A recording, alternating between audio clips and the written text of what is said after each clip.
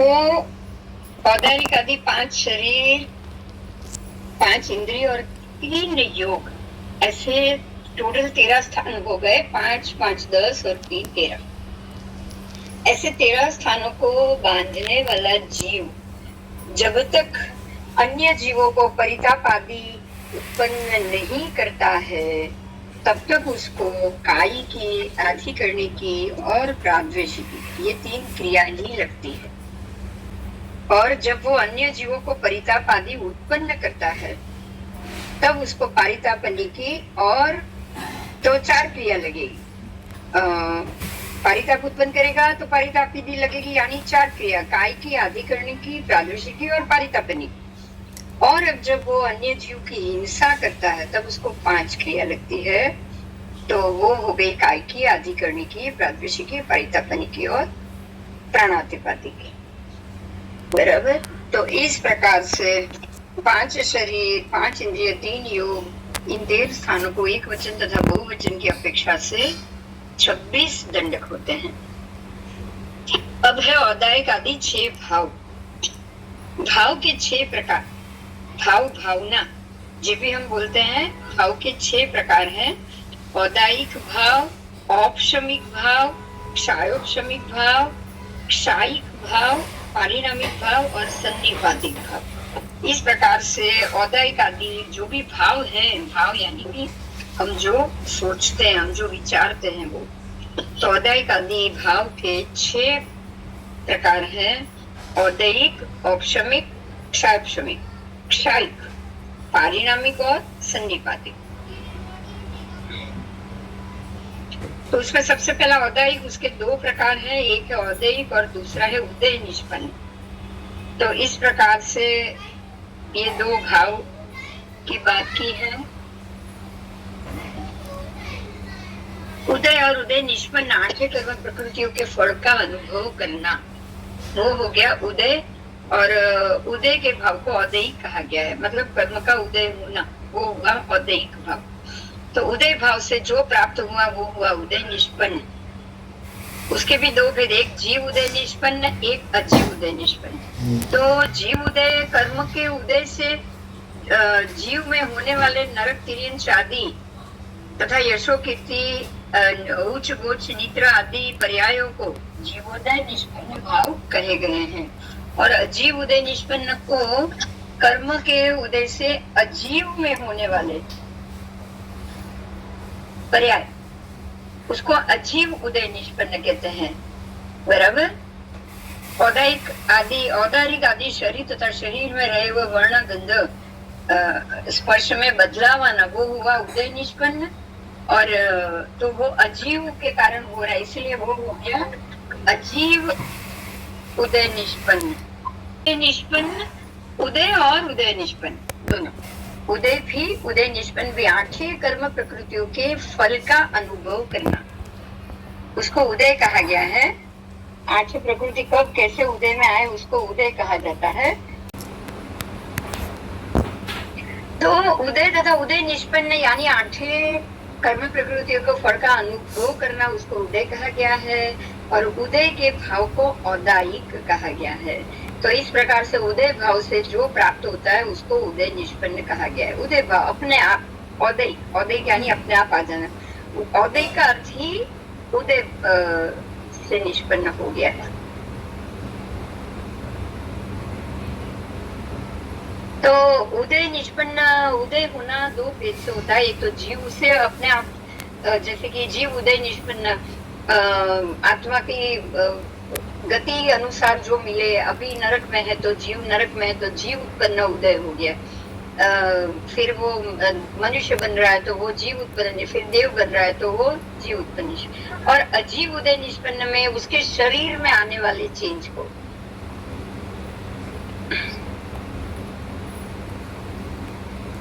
जैसे कि शरीर पुद्गल मिला है तो वर्ण, गंध, रस, स्पर्श में जो चेंज और जो निष्पन्न होता है वो अजीव निष्पन्न होगा। अब जीवोदय निष्पन्न, अजीवोदय निष्पन्न, इस प्रकार से दोनों चलेगा। बराबर।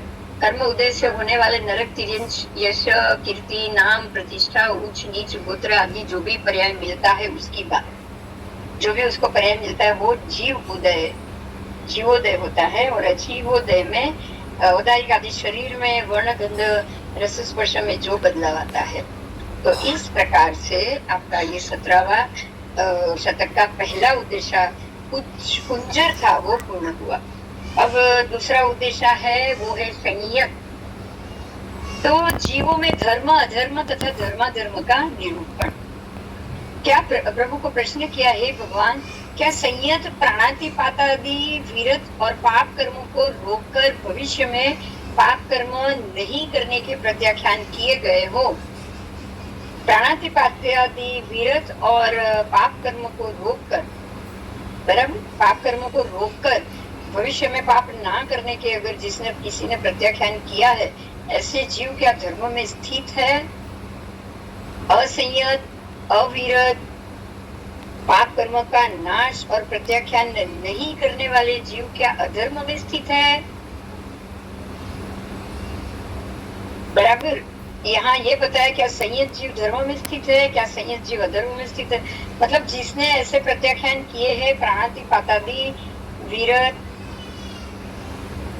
प्रभु का जवाब देखिए, संयत वीरत जीव धर्म में स्थित है, असंयत अविरत जीव अधर्म में स्थित है। परमात्मा ने बहुत ही स्पष्ट कर दिया है कि अगर कोई संयत जीव है, प्राणातिपात आदि घात की उसने नियम लिया है कि मैं किसी का भी घात ना करूं, मैं किसी को भी ऐसे व्रत में आ गया है, उसने पाप कर्मों को रोक दिया है और भविष्य में भी अभी नियम लेकर अभी पाप कर्म को रोका है और भविष्य में भी नियम लेकर भविष्य में भी मैं पाप कर्म नहीं करूंगा, ऐसा अगर उसने प्रत्याख्यान किया है तो वो जीव वीरत है, वीरति सहित है। अब वो संयत हो चुका है और वो धर्म में स्थित है। यदि आप वीरत हो, संयत हो, तो ही धर्म में स्थित। अगर आपने ना अभी कोई प्रत्याख्यान किया हो, ना आगे भी कर रहे हो और आपने सारे पाप के दरवाजे खुले रखे हो, आपने कोई ऐसा नियम ना लिया हो जिससे हत्या ना हो, जिससे जीवों का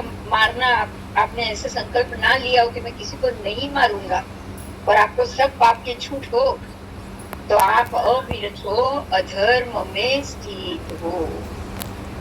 बराबर। प्रभु कह रहे हैं संयत वीरत जीव धर्म में स्थित है, असंयत अविरत जीव अधर्म में स्थित।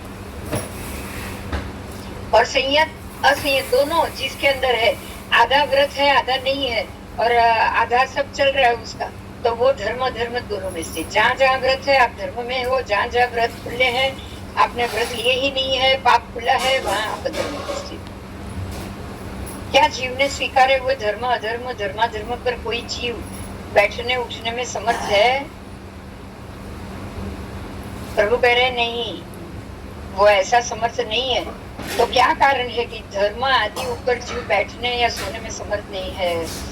परमात्मा कह रहे हैं कि हे गौतम, संयत वीरत और पाप कर्मों को रोककर प्रत्याख्यान करने वाला जीव, जो संयत है, जो वीरत है, जो प्रत्याख्यान कर रहा है, जो प्रायश्चित कर रहा है, ऐसा जीव धर्म में स्थित है और धर्म का स्वीकार करके ही वो विचर रहा है। तो और जैसे उल्टा असंयत है, अविरत है, पाप कर्मों को उसने रोका नहीं है और वो ना ही कोई प्रत्याख्यान कर रहा है, ना ही कोई प्रायश्चित कर रहा है, ऐसा जीव अधर्म में स्थित है और वो अधर्म को ही रोककर स्वीकार करके विचर रहा है। और संयत ऐसे जीव दोनों आधे का धर्म कर रहे हैं, आधे में अधर्म में है, तो वो धर्म अधर्म दोनों में स्थित है और वो देश वृत्तिपण स्वीकार कर विचर रहा है। तो जो देश वृत्ति आएंगे, जिसने आधा व्रत लिया आधा नहीं लिया है, वो सारे धर्म अधर्म दोनों में आ गए, धर्माधर्म में आ गए। देश वृत्ति का स्वीकार, तो देश वृत्ति का स्वीकार करने वाले धर्म अधर्म दोनों में स्थित है, संयत असंयत। और सर्ववृत्ति का स्वीकार करने वाले ही संयत जीव, देश वृत्ति का स्वीकार करने वाले नहीं। हे प्रभु, क्या जीव धर्म में स्थित है, अधर्म में स्थित है, धर्माधर्म में स्थित है? जीव धर्म में भी है, अधर्म में भी है और धर्म में भी स्थित होते हैं। नारकी का जीव, परमात्मा कह रहे हैं नारकी का जीव वो धर्म में स्थित नहीं, बराबर, धर्म में भी स्थित नहीं है, वो अधर्म में स्थित है। इस प्रकार से चौरिंद्रिय तक नारकी का जीव, फिर एकेंद्रिय, बेंद्रिय, तेंद्रिय, चौरिंद्रिय और निगोद के जीव, ये सब धर्म अधर्म, ये सारे अधर्म में स्थित है। ये धर्माधर्म में भी नहीं है। बराबर, नारकी और चौरिंद्रिय तक के सारे जीव, तिर्यंच गति के चौरिंद्रिय तक के सारे जीव धर्म अधर्म दोनों में स्थित। अब पंचेंद्रिय तिर्यंच की बात की है, तो पंचेंद्रिय तिर्यंच भी धर्म में स्थित नहीं है, वो भी अधर्म में ही स्थित है। बराबर, और धर्माधर्म में भी स्थित है। वो धर्म में स्थित नहीं कहे जाएंगे, वो अधर्म में भी स्थित है और धर्म अधर्म दोनों में स्थित। मतलब कि वो या तो असंयत है या वो देश विरत है, लेकिन सर्वविरत नहीं हो सकते। तिर्यंच पंचेंद्रिय सर्वविरत नहीं हो सकते।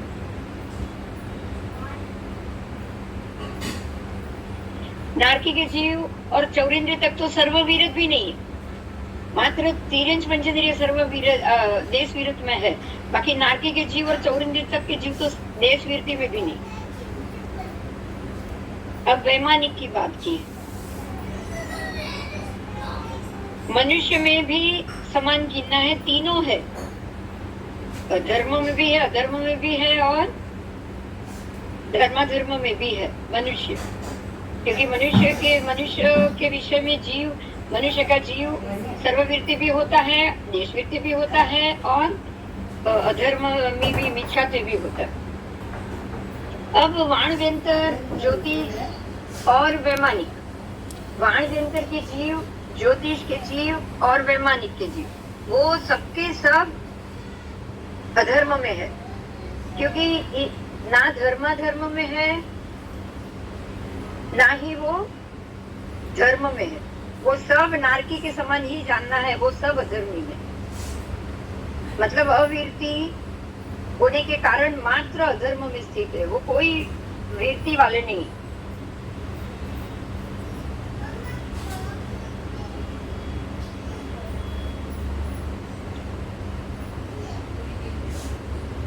ठीक है, ना वो सर्ववृत्ति है, ना देशवृत्ति है और ना ही दोनों में से, दोनों मिश्र दृष्टि, वो सब अधर्मी। ठीक, धर्म में आश्रय, धर्म को स्वीकार करके विचरना, उसी को धर्म में स्थित कहा है।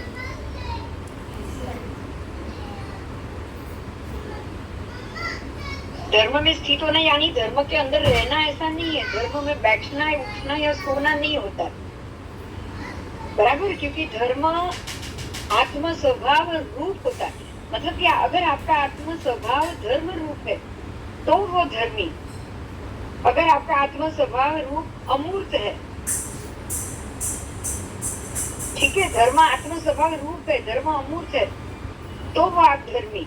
तो उसमें सोना, बैठना या स्थिर रहना, खड़ा रहना, ऐसी कोई क्रिया उसमें नहीं होती। धर्म एक स्वभाव है और वो आत्म स्वभाव में ही आप उसको आत्म स्वभाव ही धर्म रूप कर सकते हो। उसमें और कोई योगी क्रिया, धर्म में कोई योगी क्रिया नहीं होती, ठीक है। और वो क्रियाएं मूर्त स्थान में ही हो सकती है। आइए,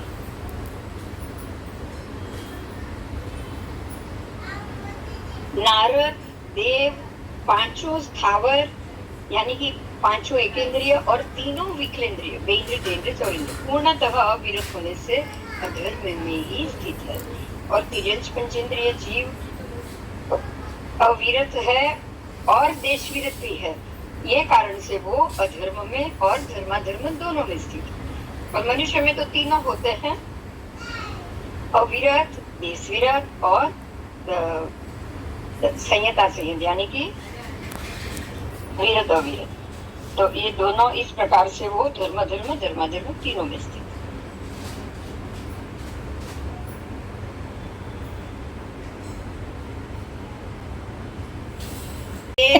पांचों स्थावर,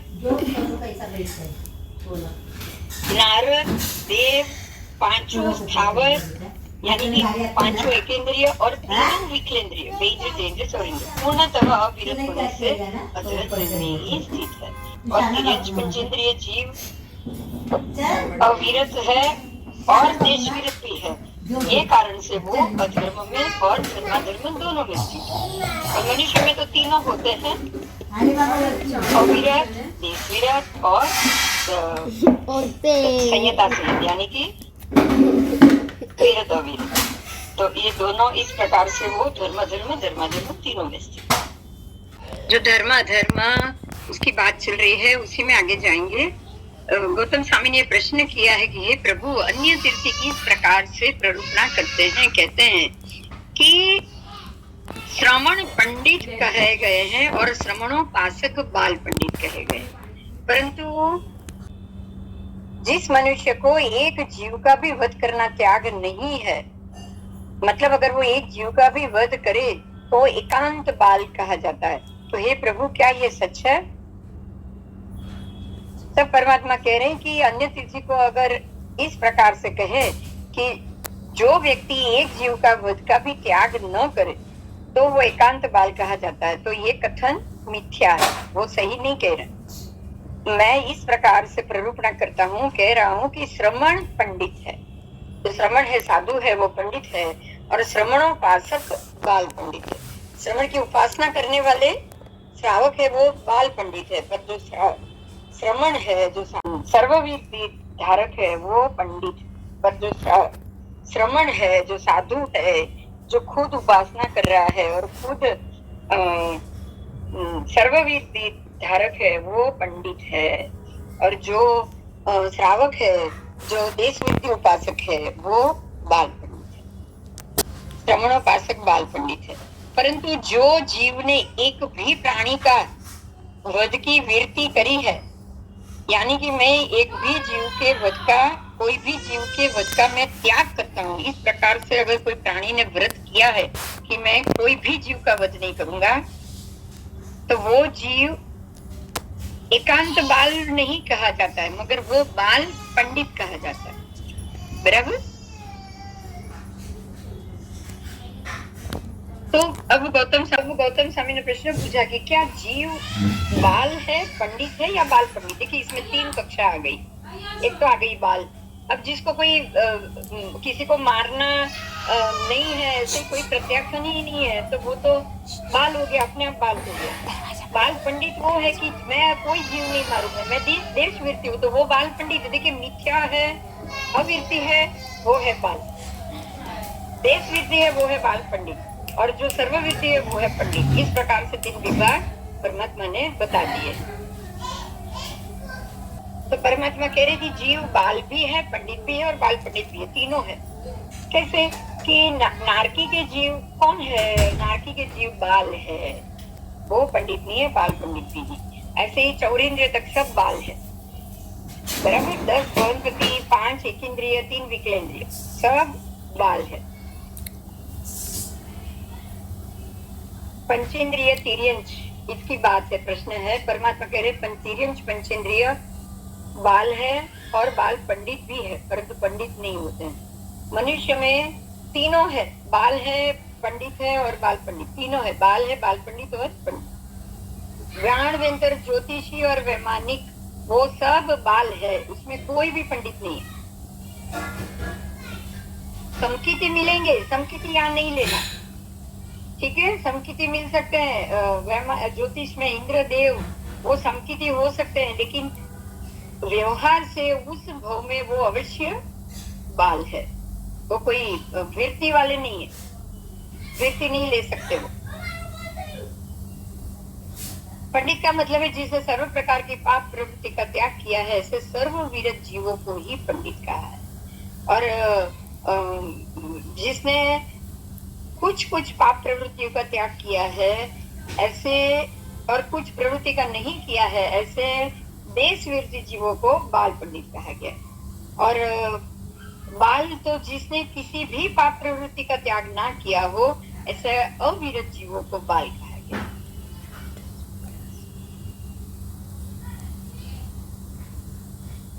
अन्य वृत्ति का जो कथन है वो श्रावक व्रत की विशालता को समझे बिना का है। उन्होंने श्रावक व्रत की विशालता को समझा नहीं है। जो एकाध व्रत ग्रहण करे और एक अंश से भी पाप प्रवृत्ति का त्याग करे तो वो बाल पंडित हो गया, पर वो एकांत बाल नहीं होते हैं। जो जीव मात्र एक ही जीव की हिंसा का प्रत्याख्यान ना करे तो वो एकांत बाल हो गया है, पर ऐसा नहीं होता है। उसको सभी जीवों की हिंसा का प्रत्याख्यान होना ही चाहिए, तभी वो बाल पंडित है। श्रवण उपासक धर्म में अनुरक्त है, इसलिए उनकी श्रद्धा दृढ़ है और सर्व पाप से निवृत्त होने की भावना होने के बावजूद वो शक्ति और सामर्थ्य अनुसार व्रत ग्रहण करते हैं और उसमें भी कुछ आगार रखते हैं, छूट रखते हैं। उनको त्रस जीव हिंसा का पचखान करे तो भी उसमें उनके व्रत में अपराधी और पीड़ाकारी त्रस जीवों की हिंसा का पचखान नहीं होता है। वो अहिंसा व्रत ग्रहण करते हैं, परंतु उसमें स्थावर जीवों की हिंसा भी मर्यादा में होती ही है, करते हैं वो मर्यादा में। गृहस्थ जीवन में सर्वथा हिंसा आदि का पचखान वो नहीं कर सकते, इसलिए उनके व्रत में अनेक आगार, ज्यादा आगार होता है। इसलिए एकाध जीव हिंसा का पचखान ना करने मात्र से कोई एकांत बाल नहीं कहा जाता। संयत आदि, पंडित आदि शब्दों का अर्थ अपेक्षा से कोई भेद नहीं, केवल अपेक्षा भेद है।